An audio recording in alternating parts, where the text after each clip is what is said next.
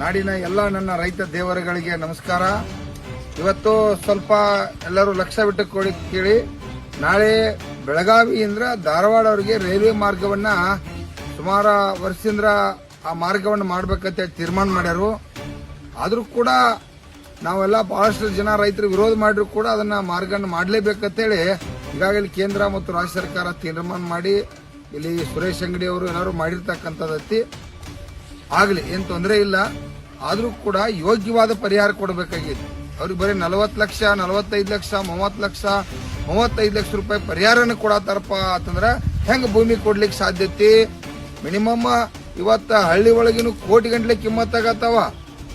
ಇವತ್ತು ಬಿಡದಿ ಭಾಗದಾಗ ನೋಡ್ರಿ, ಅಲ್ಲಿ ಬ್ಯಾಡ್ ಅಂತಂದ್ರು 3 ಕೋಟಿ ರೂಪಾಯಿ ಕೊಟ್ಟು ನಮಗ್ ಭೂಮಿ ಕೊಡ್ರು ಅಂತೇಳಿ ಕಾಲು ಬೀಳ್ತಕ್ಕಂಥ ಚಟುವಟಿಕೆ ಸರ್ಕಾರ ಮಾಡತೈತಿ. ಇವತ್ತು ರೈಲ್ವೆ ಮಾರ್ಗಕ್ಕಾಗಿ ಬರೀ 1 ಎಕರೆ 2 ಎಕರೆ ಭೂಮಿ ಹೋಗ್ತಕ್ಕಂಥ ರೈತರು ಪಾಪ ಬೀದಿಗೆ ಬರ್ತಾರೋ ಅವ್ರಿಗೂ ಕೂಡ 3 ಕೋಟಿ 4 ಕೋಟಿ 5 ಕೋಟಿ ಏನು ಬೆಲೆ ಬಾಳ ಆಗ್ತಾವು. ಸಿಟಿ ಒಳಗೆ 10 ಕೋಟಿ ಹಾಕವ.